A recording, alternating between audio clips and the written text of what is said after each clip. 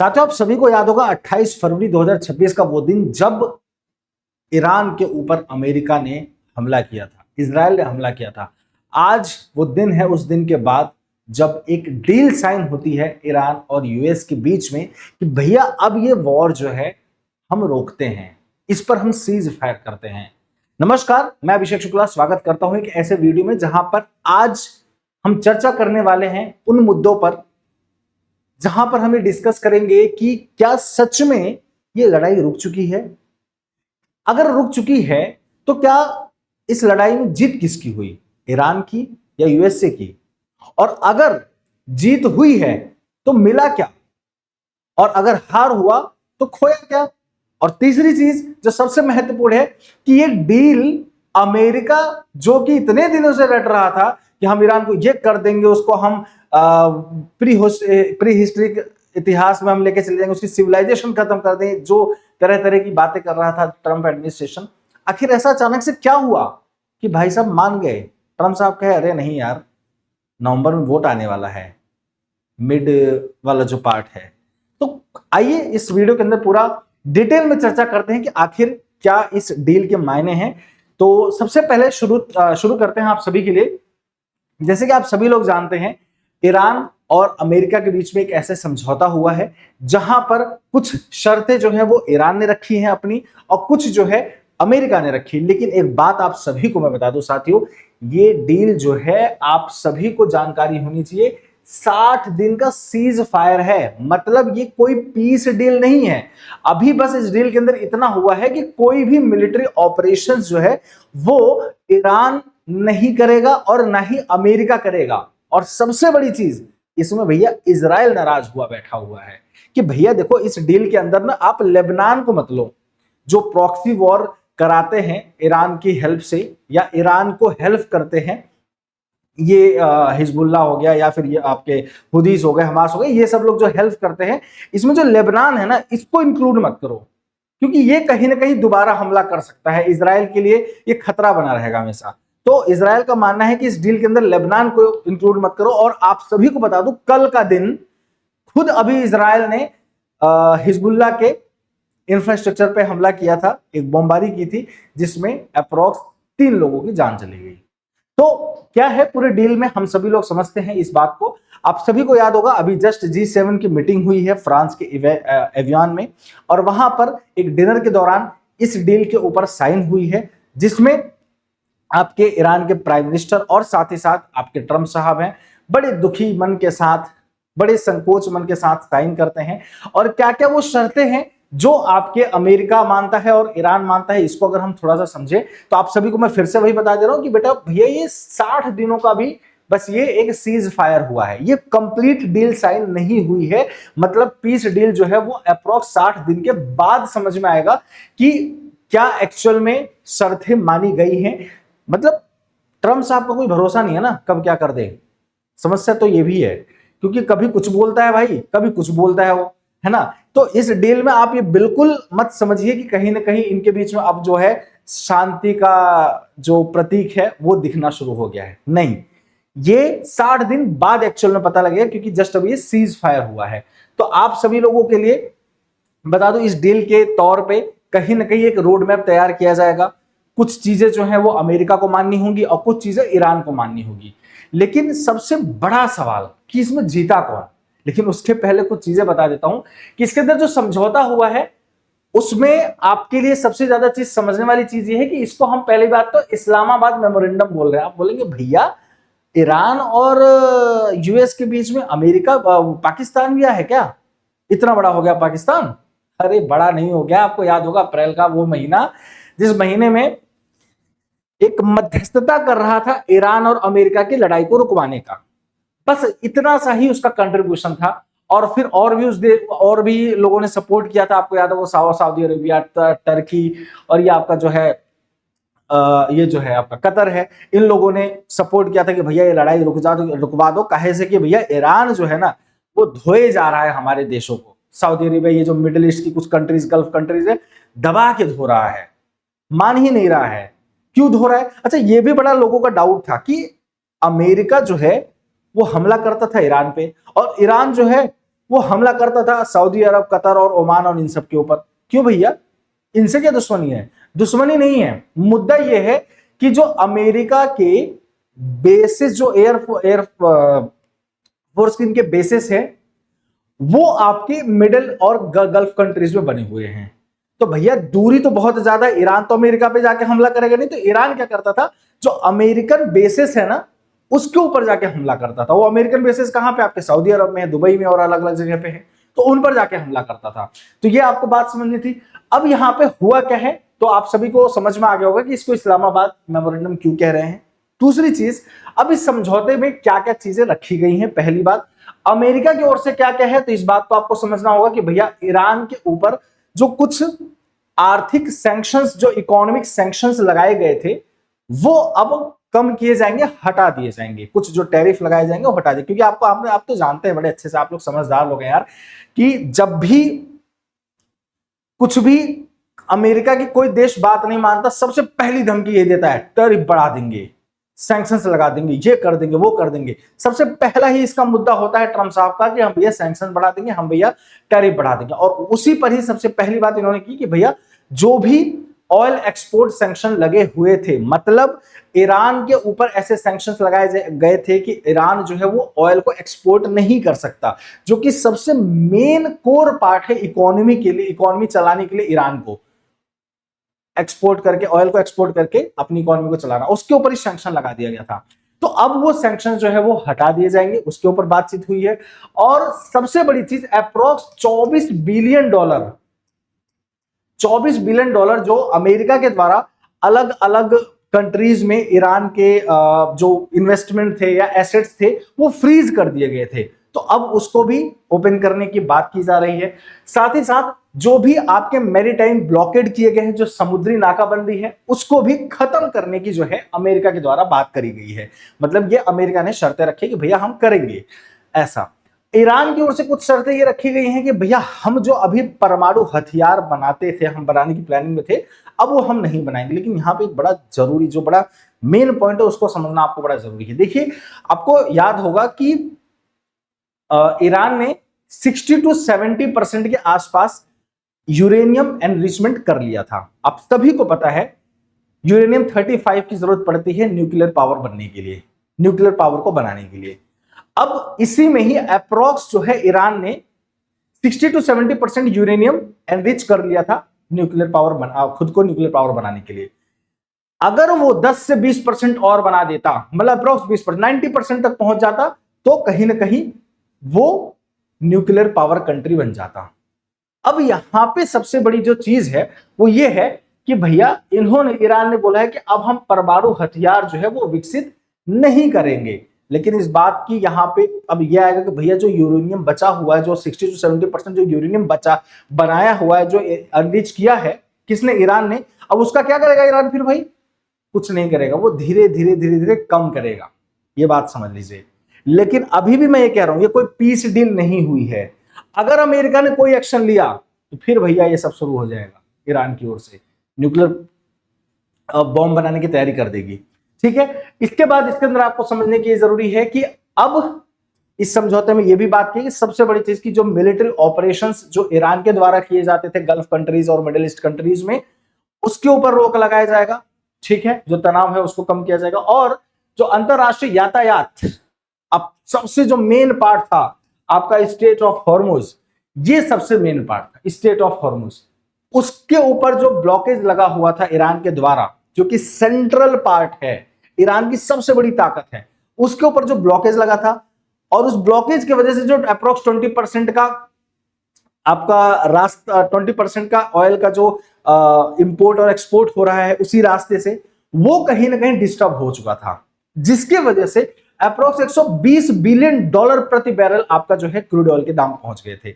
लेकिन अब इस डील के अंदर इस बात को रखी गई है कि ये जो स्ट्रेट ऑफ हॉर्मुज है इसको ओपन किया जाए, क्योंकि इसके बंद होने के वजह से कहीं ना कहीं पूरे देश की जो ग्लोबल इकोनॉमी है वो कहीं ना कहीं हैम्पर हुई।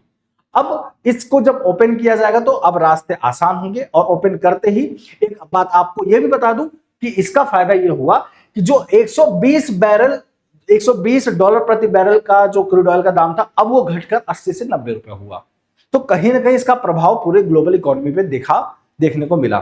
साथ ही ये भी देखने को मिला कि जो ये मार्ग है ये बड़ा आसानी से अब तेल आपका जाने लग रहा था।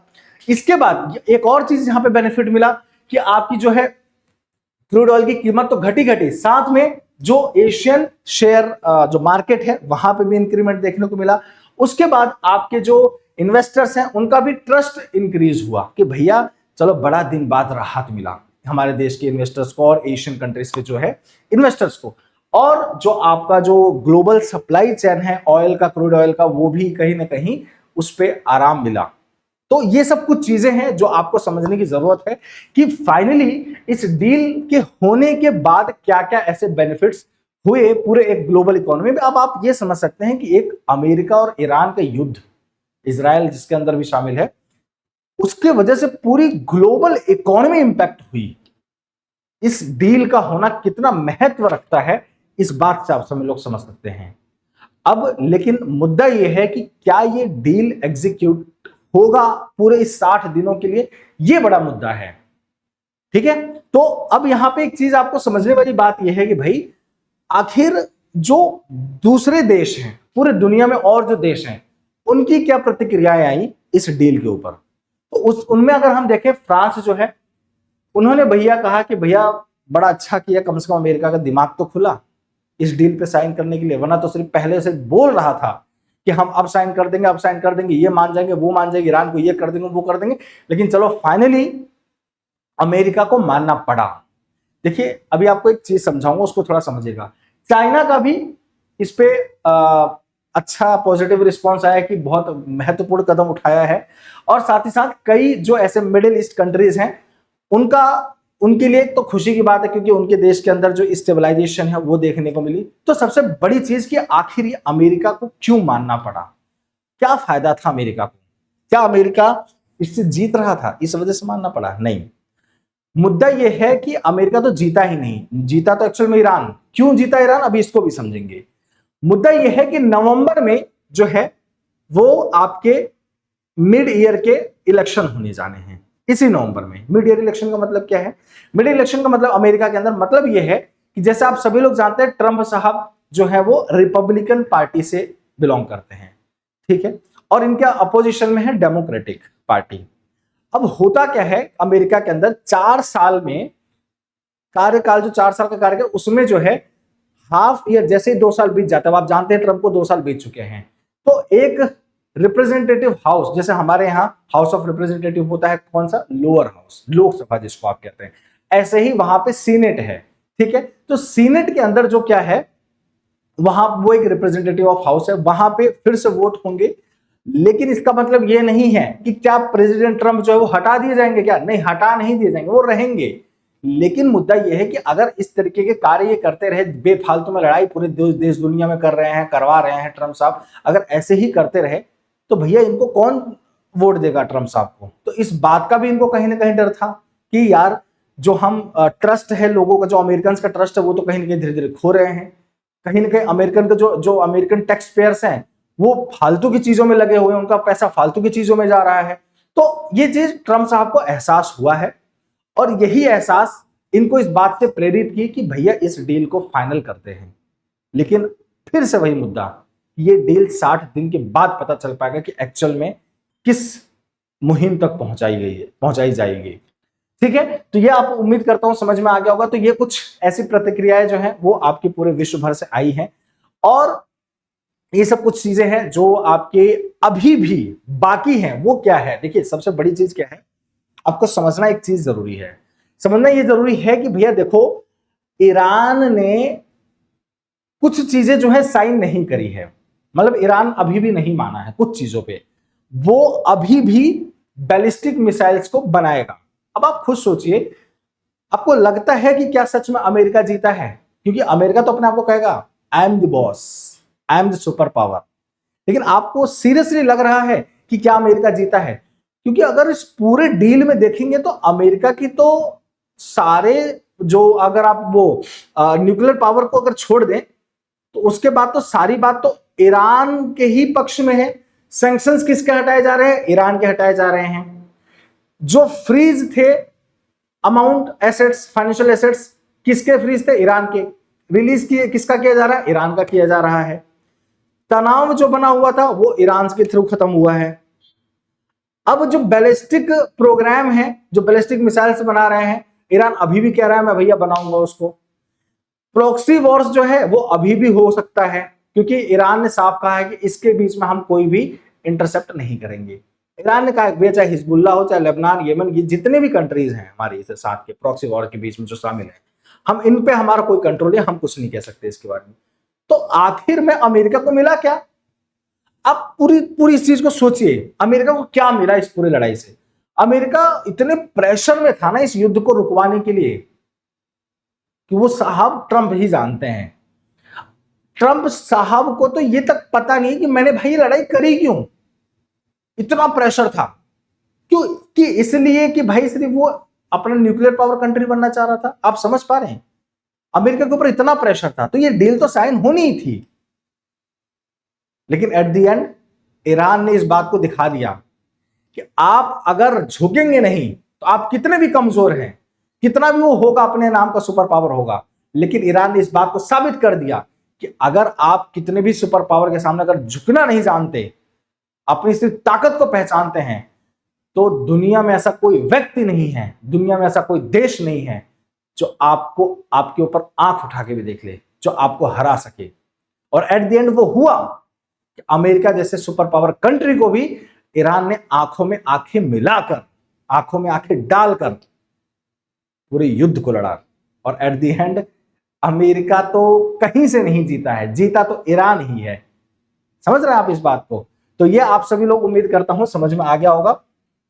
ये आप सभी लोग जानते हैं कि 28 फरवरी 2026 से ये पूरा वॉर जो है अमेरिका इजराइल का आपका चला था। और अभी भी सबसे बड़ी ये चीज है कि इजराइल अभी भी इस बात को नहीं मानता, क्योंकि इजराइल का मानना है कि भैया देखो सब कुछ ठीक है, कोई दिक्कत नहीं, हम मानने को तैयार है, लेकिन लेबनान को इस डील से हटा दो। लेबनान गलती कर सकता है, लेबनान जो है वो इजराइल के लिए खतरा है, लेकिन अमेरिका का एकदम चुप्पी साधे रहो। बड़ा तो मुश्किल से तो हम तैयार हुए हैं यार इस डील के लिए, अब तुम इसमें अगर इंटरसेप्ट करोगे तो तुम्हारे ऊपर बम फोड़ देंगे। तो कहीं ना कहीं इजराइल अभी भी इस बात से डरा हुआ है। इसी वजह से उसने कल एक हमला भी कर दिया लेबनान के इंफ्रास्ट्रक्चर, हिजबुल्लाह के इंफ्रास्ट्रक्चर पे, है ना। तो कहीं ना कहीं आपको इस बात को समझना होगा कि अभी भी लेबनान इसके लिए खतरा है। तो क्या स्थिति रही इस पूरे युद्ध के बीच में, इसको अगर हम समझें तो आप सभी लोगों को याद होगा जून 2026 में अगर हम देखें तो अभी तक की पूरी स्थिति जो 3 से 4 महीने के 107-8 दिन का जो युद्ध रहा है, इसमें पता चल रहा है कि आपको इस 3-4 महीने में जो ईरान के अंदर तेहरान है उसमें अप्रोक्स 1000 से भी ज्यादा मौतें हो चुकी हैं। और सीज फायर अप्रैल में पाकिस्तान की मध्यस्थता से हुआ, लेकिन उसके प्रति पूरी शांति नहीं बनी थी, ये भी आप सभी लोग बड़े अच्छे से जानते हैं। अब यहां पे जो इंटरनेशनल एटॉमिक एनर्जी एजेंसी है, इसने इसकी मॉनिटरिंग में अब जो है आपका डाउन ब्लेंडिंग एनरिच्ड यूरेनियम जो है ये ईरान करेगा। ये क्या है actually down blending enriched uranium? इसका मतलब ये है कि जो ईरान ने अपनी न्यूक्लियर बॉम्ब बनाने के लिए यूरेनियम एनरिच कर रहा था, जो कि 60 to 70% कर चुका था, अब वो धीरे धीरे कम करेगा। इसी को हम बोल रहे हैं डाउन ब्लेंडिंग एनरिच्ड यूरेनियम। ठीक है, कम करेगा सो दैट कि वो न्यूक्लियर बॉम्ब ना बना सके। ठीक है, तो आप सभी को ये भी बात समझना है। इसके बाद 2025 में भी इजराइल ने हमला किया था इसी वजह से, क्योंकि इजराइल को इस बात का डर है अभी भी, और डर था पहले भी, कि अगर ईरान न्यूक्लियर पावर कंट्री बन गया तो भैया इजराइल का अस्तित्व मिटा देगा, खत्म कर देगा। और ईरान ने अपनी ताकत दिखा भी दी बैलिस्टिक मिसाइल के थ्रू, कि बड़े बड़े अमेरिकन सुपर पावर कंट्री के अमेरिकन सुपर पावर कंट्री जैसे कि F-16 जैसे आपके फाइटर जेट्स को गिरा दिया इनके 10 से 20 लाख 30 लाख के मिसाइल, आपकी बैलिस्टिक मिसाइल्स ने। तो आप इससे अंदाजा लगा सकते हैं कि क्या चीज है ईरान। और ईरान ने क्या नहीं माना वो आप सभी को मैंने बता ही दिया है, ये सारी चीजें आप समझ ही चुके हैं। तो उम्मीद करता हूं सब कुछ आपको समझ में आ गया होगा। लेकिन अब आपको जो मुद्दा ये है कि फिर से मैं यही बोलूंगा, डिसाइड आपने करना है कि सच में कौन जीता है। मुद्दा आपको सब मैंने बता दिया। अब क्या सच में ईरान जीता है? तो मैं तो कहूंगा कि हाँ भैया, ईरान तो जीता है। ये बात सच है कि बहुत सारे ऐसे जो सिविलियंस है वो ईरान ने खोए हैं, बहुत सारा इंफ्रास्ट्रक्चरल नुकसान हुआ है। एक बात और भी कही जा रही है अमेरिका के द्वारा कि भैया $300 बिलियन के आसपास जो है वो ईरान के अंदर इन्वेस्टमेंट किए जाएंगे, लेकिन अभी इस बात की श्योरिटी नहीं है किस लिए इन्वेस्टमेंट किए जाएंगे। तो जो भी ये बमबारी के वजह से, अमेरिका या इजराइल की वजह से, बमबारी की वजह से ईरान के इंफ्रास्ट्रक्चर या इकोनॉमी में जो नुकसान हुआ है, उस नुकसान को भरपाई किया जा सके इस इन्वेस्टमेंट के थ्रू, ऐसी भी बातें निकल कर आ रही हैं। बट अभी जब आगे इन फ्यूचर होगा तब इस पे हम अगर चर्चा करें तो ज्यादा बेहतर होगा। तो ये कुछ चीजें हैं, बाकी अब आपने डिसाइड करना है कि क्या ये डील पीस डील को संबोधित करेगी, क्या आने वाले 60 दिनों में ये जो रोड मैप है एक पीस डील की तरफ जो ले जा सकती है, क्या ये एग्जीक्यूट सच में होने वाला है? जो अमेरिका की ओर से कुछ अपने शर्तें रखी गई है और जो ईरान की ओर से शर्तें रखी गई है, अपनी राय कमेंट में जरूर बताएं। और अगर पूरी वीडियो आपको डिटेल में अच्छे से समझ में आ गई हो तो वीडियो को लाइक और शेयर जरूर कर दीजिएगा, और चैनल पे नए हो तो सब्सक्राइब जरूर कर लीजिएगा, क्योंकि भाई देखो, आपके एक सब्सक्राइब से आपका तो कुछ नहीं जाता, लेकिन हमें मोटिवेशन जरूर मिलता है कि आप हमें सुनने के लिए यहाँ पे आते हैं। और साथ ही साथ कमेंट में अपनी राय जरूर दीजिएगा, आपके एक कमेंट से हमें मोटिवेशन मिलता है। और अपनी फीडबैक जरूर दीजिएगा कि इस पूरे वीडियो में आपको क्या अच्छा लगा और क्या अच्छा नहीं लगा, सो दैट कि हम इंप्रूव कर सकें। मिलते हैं अगले वीडियो में, आप सभी का बहुत बहुत धन्यवाद। जय हिंद।